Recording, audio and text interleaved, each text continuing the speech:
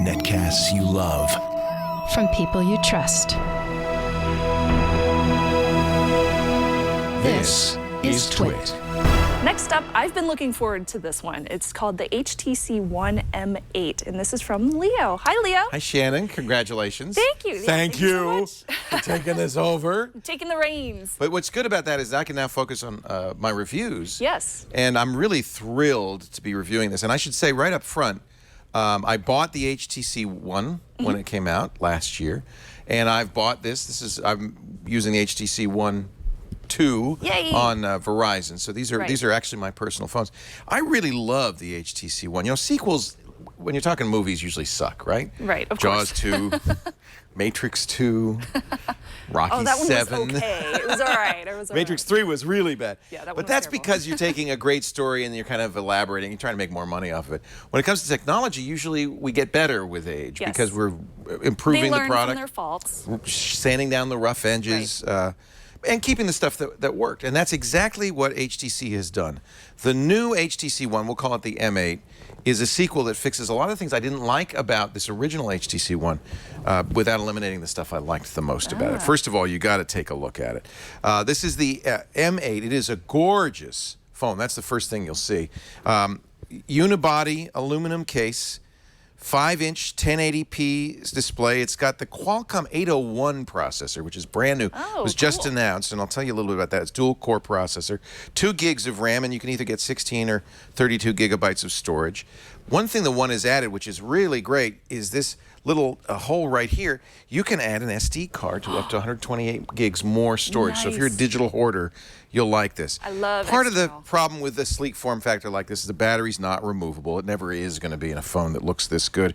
They have increased the capacity, though, about 13%. It's 2,600 milliamp hours. And despite the fact that this is a big 5-inch screen, the old one was 4.7, and it's a much faster processor, you do, in fact, get better performance and better battery life, noticeably better battery life. I'd say, you know, I was able to get through the day. In fact, I can show you right now what I've got today, because I have a little battery monitor running on here. I'm at 34% after 9 hours. Wow. So that means I have another, say 3 hours left. That's about right, about 12 hours That's not bad. of battery life. And that's pretty heavy usage, because one thing you're going to do with this phone is use it a lot. They also have a super low power mode that'll let you limp into the finish. If you get down to 5%, it actually go for many, many more hours by turning off a lot of features. One thing people are not going to be happy about, they've kept what they call the ultra pixel camera. It's only 4 megapixels. That was something people didn't like about the original one. I got to say, they have done a lot to make this better. They've improved the actual software capture. It's the same hardware, but they've improved the software capture. They've added some settings. For instance, all of the settings now can be manual: exposure, white balance, and ISO. Focus, You can set ISO to a maximum. That'll help with the graininess in the low light shots. This is a 28 millimeter effective f2.0 camera. That means very good low light performance. These are 2 micron pixels. Very good low light performance.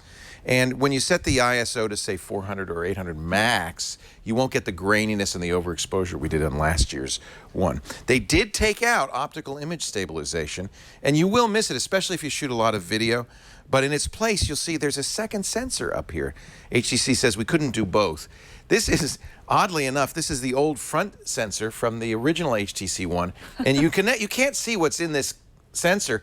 They're using it for depth information, and that gives you selective focus. Remember the Lytro camera that you could... Yes, so actually, I we have very some much images. remember I took a picture of Jolie Odell when she was here for Twit Sunday. So that's the picture I took. And by the way, look how clear it is. The colors are good. Clarity is good. Of course, there's lots of light in the studio. First thing I did is I changed the background. Watch the background carefully. Defocused it. That gives you It did a good job, too. It does a didn't mess pretty up good her at job. all. The 35 millimeter effect of having a shallow depth of focus. There's some other things you could do because you know where the background and the foreground is. Show us the next one here. You can play with the backgrounds. This is kind of a motion blur. Keep going. You can also do some crazy plugins. I gave her an afro and a cowboy. Because why not? Okay, this is a little Samsung-y, and I think a lot of these things you're not going to use. Keep going, Brian, if you would, through all of them. This is kind of a cool effect. It makes a movie out of it, but on the screen, it's actually an image with, you can have leaves, you can have dandelions. I think the quality and the clarity is great. I think you're going to play with the Hasselhoff is from Google. That's not my fault. Keep going. Oh, that's great. Let's go back. Get Ozzy. There's another Hasselhoff. Now, actually, go back to Jason, because you'll see the selective focus again. Oh, wow. That's, again, ignore Hasselhoff. Google Plus did that to me. But that's the original image. And then and I think that's a nice image. It's not always perfect. It's done in camera. Here's Chad. That's a decolorized background. Keep going through those. The zoom. There's a black and white kind of sketch background. This is all done automatically very quickly too with the new processor with the click of a mouse. That's the original image. I think this is a great camera that's giving me fabulous images, even of grog. There's a macro focus. You can see that's quite good. I've been very happy. I don't rate camera phone images in terms of, oh, wait a minute, now stand back. Here's another feature. You can play with the skin tone, the eye size, the chin size. This is built into the camera, this little slider. Alex Lindsay showed me this. It's his fault. It's probably not something you're going to do a whole lot. The camera really is nice, and the camera application has been much improved. So I have to give this an A+ on the camera. It is a really beautiful phone. Gorilla Glass on the front, 90% metal. That means it's going to be bigger and heavier, and it's noticeably so. In fact, is a little bigger than the first one. I'll show you the old HTC One. You can see it's kind of noticeably bigger. But it's also, I think, noticeably more beautiful. I really think, and I loved the original HTC One. The M8 is even more beautiful. The heaviness, the solid, it feels like solid. So it feels like a quality product. And I think it'll catch the eye. This is the gray steel. They have gold and silver as well, depending on your carrier. Verizon sold me this 32 gig gray steel version. They have kept the most, I think, one of the best features of the original HTC One, the boom sound. They call it boom sound now that they've sold Beats. Dual speakers in the front, left and right, really gives you good sound. I'll play. Let me play a little music for you, so you can hear what it sounds like. Just a little rap music coming out of the boom sound speakers. I have it on Do Not Disturb. That's another nice feature. I'll hold it up to my mic. That sounds pretty good. From there, you get a better sense of it because you're in the room with us. Yeah. It's not. Look, It's you're not going to clear. rock the house with it. But for a smartphone, it's probably the best sound I've ever heard. And for books on tape, I listen to a lot of audiobooks. It is really fantastic for that. This is something that I loved so much in the original one. They kept it. Nice job. But it does add to the height of this. And that's one thing people are not going to like. Before you buy this, you absolutely should hold it in your hand. It's heavier and it's taller than a lot of phones. And that may bug some people.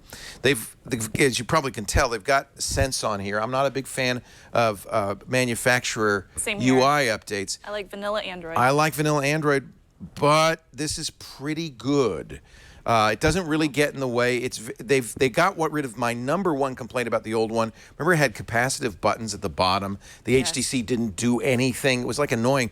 No, you could see we're back to the traditional Android buttons, the back button, the home button, the recent apps button. These all operate exactly as Google wants them to in standard Android. It does come with KitKat 4.4.2, not the latest, but pretty recent. That's another problem with carrier updates, is it slows down updates, or rather manufacturer UI, it slows down updates from your carrier.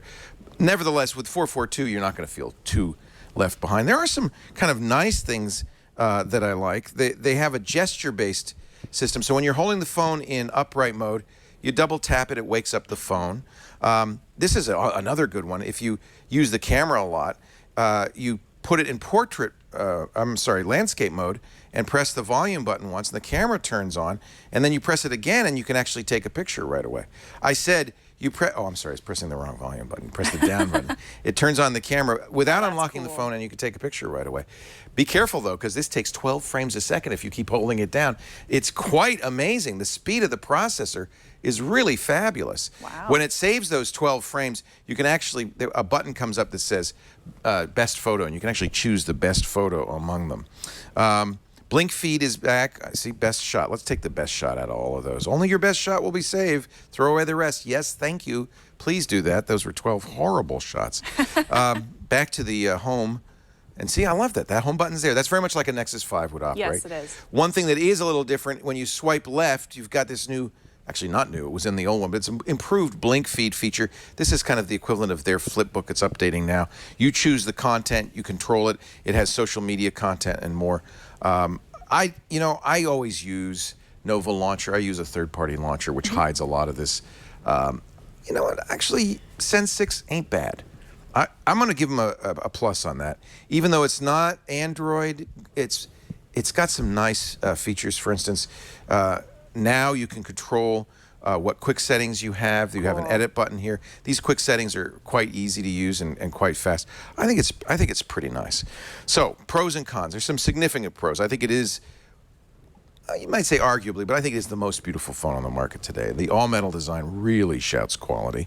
I love the screen. It's 1080p. It's gorgeous. It's accurate. They've done a nice job with that. And I love the camera. They've made this 4-megapixel camera a winner, in my opinion. The duo sensor, the additional software, add both fun things and I think some seriously useful features. The cons, well, they lose the optical image stabilization with this duo sensor. The hand feel might not be quite right for you. Yes, it is. It's a big and heavy phone. And if you're looking at other 5-inchers, it's about $300 more than a comparable Nexus 5. That's a big price to pay. Expensive.